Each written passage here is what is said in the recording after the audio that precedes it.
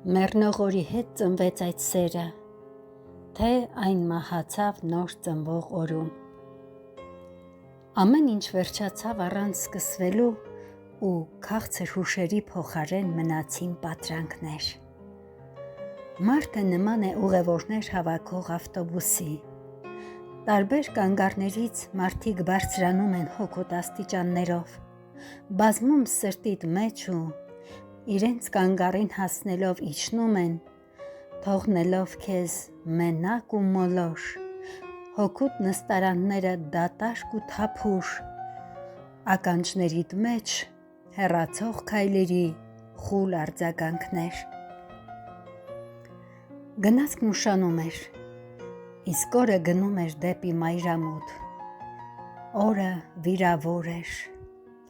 հորիզոնում արյան գույնն էր տարածվել, կյանքը պայքար է։ Սպասասրահը մեղվի փեթակի է նմանվել, մարդկանց աղմուկը մեղվի բզզոցի է նման, իսկ դրսում կանգնած է մեկը, հայացքը հառած հեռուներին հիշեցնում է լքված ավտոբուս։ Գլանակից բարձրանում է ծուխը, որը քամուց օղակ գալարվում է։ Թվում է, թե ծխախոտի ծուխն է մշուշում թափանցիկ օդը, որը գնալով խտանում է։ Ինչու է մրոտվում իրիկվա դեմքը, գուցե ծխախոտից։ Հաճելի է ներսից դուրս նայել, աղջկա հայացքը թափառելով եկավ կանգ առավ անծանոթի դեմքին, իսկ ծխախոտի ծուխը խտացնում էր մութը։ Անտեսանելի կանացի ձայնը ազդարարեց գնացքի ժամանումը։ Փեթակից դուրս թռան բզզացող մարդիկ։ Քամին խեղկատակի դերն էր ստանում, խառնում էր սրա նրա վարսերը, և զարմանալին այն է, որ ոչ ոք չէր զայրանում, դե խենթից ինչ նեղանան։ Հեռվից լսվում էր անիվների համաչափ չքչքոցը։ Մարդը նման է ավտոբուսի, իսկ գնացքը նման էր մարդու։ Զույգ աչքերը բոցավառված էին դեղին լույսով, իսկ նկարված եռանկյունին քիթ էր հիշեցնում։ Գլխից դուրս ճչալով ու ինչ-որ բանից նեղացած, գնացքը փնչալով կանգ առավ։ Մարդկային պարսը հարձակվեց գնացքի վրա։ Աղջիկը տեղավորվեց վագոնի մի անկյունում։ Անծանոթը կանգնել էր լույսի տակ, վառել հերթական գլանակը։ Շուրջը մութ էր ու անթափանց, երևի ծխախոտի ծուխն էր թանձրացել։ Օրը թփշտում էր հոգեվարքի մեջ։ Հաճելի էր ներսից դուրս նայել, հիմա էլ վագոնի պատուհանից է դուրս նայում։ Այս անգամ նա տեսավ գիշեր տարածող տղայի դեմքը։ Տղան ոտքով ճզմեց վերջացած սիգարն ու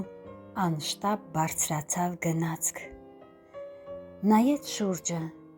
հատուկենտ ազատ տեղեր կային։ Նստեց աղջկա դիմաց։ Գնացքը սուլեց իր տհաճ երգը ու փնթփնթալով սլացավ առաջ։ Քամին վազում էր նրա ետևից, օրը մեռնում էր անիվների տակ։ Տղայի միտքը դեռ թափառում էր խտացող մութի անորոշ ծովում։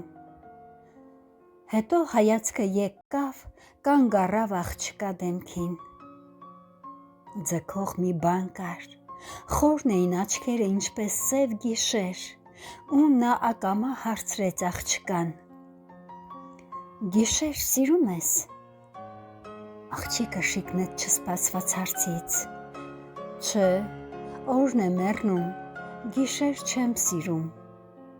Ժպիտը ծորաց աղջկա շուրթից. «Ես լույսն եմ սիրում»։ Այդպես, այ լուսին, քեզ նման լույսը մութը չի սիրի։ Աղջկա դեմքը դարձավ ալկարմիր, իսկ տղան կարծես զարթնեց երազից, մի հաճելի բան շոյում էր սիրտը։ կուզեի հիմա քրիզանթեմներ բերել քեզ նվեր։ Քրիզանթեմներ, էլի չեմ սիրում, նրանց գալուստով տարին է մեռնում։ Իսկ ինչ ես սիրում։ Վարդեր, սպիտակ, թավշե, ճեպ ճերմակ վարդեր։ Մեռնող օրվա հետ ծնվում էր սերը։ Ախ որքան կուզեր, որ ողջ աշխարհի ճերմակ վարդերը իր գրկում լինեին, ինքը նվիրեր Լուսին աղջկան։ Լուսին, իսկ գիտես թե ինչ է սերը։ Սերը։ Սերը սպիտակ վարդերի փունջ է, որոնց բուրմունքը հեռվից է գալիս ու չի թառամում տարիների հետ։ Տղան գոհ ժպտաց, կեցցես դու փոքրիկ, մտքում երդվեց, տեղ հասնելուն պես ես քեզ կբերեմ ճեպ ճերմակ վարդեր։ Անիվների տակ նոր օրն էր ծնվում, գիշերվա ծուխը ցնդում էր կամաց։ Գնացքը կարծես կանգ առած լիներ, իսկ տղան այնքան շատ էր շտապում։ Լույսը թրթռաց, շուրջը ամեն ինչ լողաց լույսի մեջ։ Գնացքը ճչաց կայարանի մոտ, կամաց կանգ առավ։